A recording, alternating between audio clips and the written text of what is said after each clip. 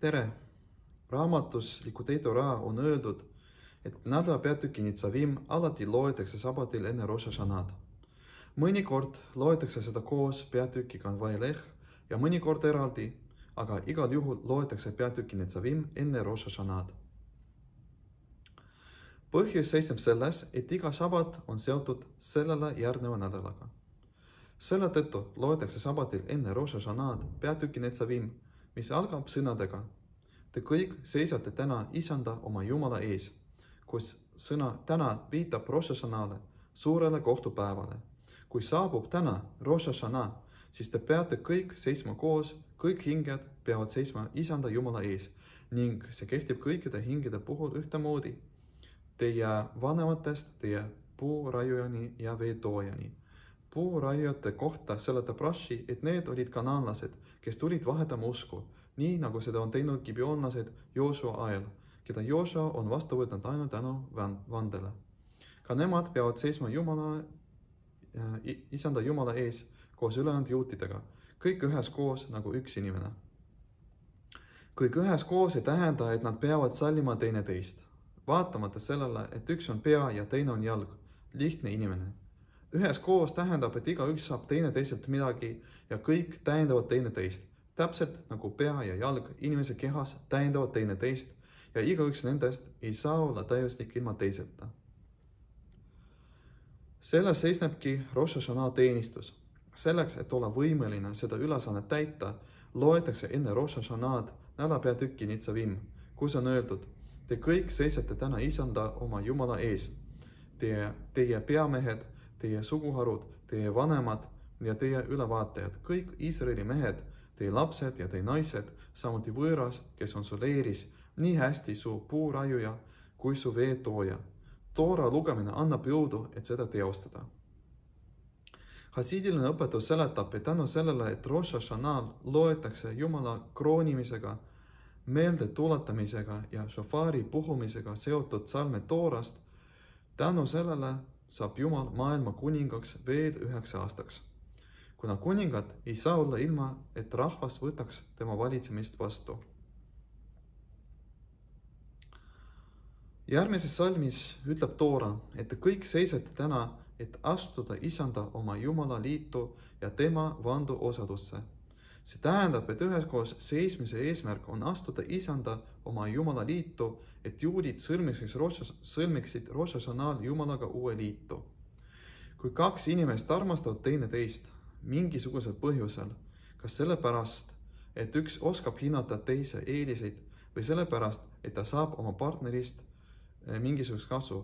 Kui üks nendest näeb iseennast mingisugust puudust ja kardab, et teine seda avastab ning tulemusena muutub nende armastus nõrgemaks.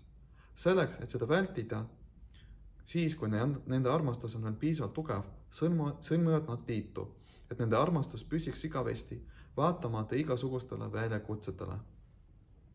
Liitu sõlmimine on kõrgem kui mõistus. Partnerid panevad oma mõistuse kõrvale ja sõlmivad liitu, et siduda ennast olemusliku seosega, et mitte midagi ei suudaks nõrgestada nende armastust ja see kestaks igavesti. Sama kehtib armastuses Jumala ja juutide vahel. Kui saabub Rosh Hashanah ja meie armastus on tugev, kuna see saabub peale teenistust, mis käis elulikuul, mis võttis ära kõik patud, mis segasid meie armastust, siis sõlmitakse liitu ja juudid seovad ennast Jumalaga olemusliku seosega, mis on kõrgem kui mõistus ning mitte ükski asi ei suuda seda nõrgestada. Selleks, et Jumal nõustuks siduda ennast juudi hingedega, seosega, mis on mõistuses kõrgem, peab saavutama taset kõik üheskoos, mis on samamoodi mõistuses kõrgem, kuna sellel tasemel erinevused, mis on juutide vahel, ei mängi enam rolli. Selleks, et kõik üheskoos oleks tõeline, peab teadma, et nii see päriselt on. Senikaua kui arvatakse, et minul on pea ja teine on taipamatu, siis seda tasemet pole võimalik saavutada. Oluline on meeles pidada, et kunagi ei ole võimalik teada, kes on pea ja kes on jalg, kuna tavaliselt inimene arvab, et teised on madalamad, kui need päriselt on ja tema on kõrgem, kui ta päriselt on. Ja isegi siis, Kui inimese hinnang on õige, siis pea ei saa olla täiuslik ilma jalgadeta. Seda on võimalik näha ka gibeonlaste näitel. Mitte kõik juudid elasid Jeruusalemmas ja mitte kõik juudid said kogu aeg olla templis. Seal said olla ainult need, kes teatud nädalal täitsid juudi rahvasaadikute rolli. Gibeonlased aga, kes olid veetoojad, töötasid templis kogu aeg. Selles väljendubki jala eelis ja selle tõttu võttis Jeshua gibeonlasi vastu vandega, mis on mõistuses kõrgem. Kui juud hakkab mõtlema, kuidas ta saab paluda Jumalat, et ta valiks meile meie pärisosa, oma armsa Jaakobi toreduse, nagu me loeme Rosh Hashanah palvuses enne šofari puhumist, ja et valik tuleb olemusest ning Jumala olemus on kõrgem kui kõik mõõdud ja piirangud, siis tal ei jää enam aega teiste inimeste hindamiseks. Rabbi Hillel Paridžest väga tahtis kohtuda Alter Rebega, kuid iga kord, kui ta saatus linna, kus Alter Rebe pidi olema, oli Alter Rebe sealt juba lahkunud.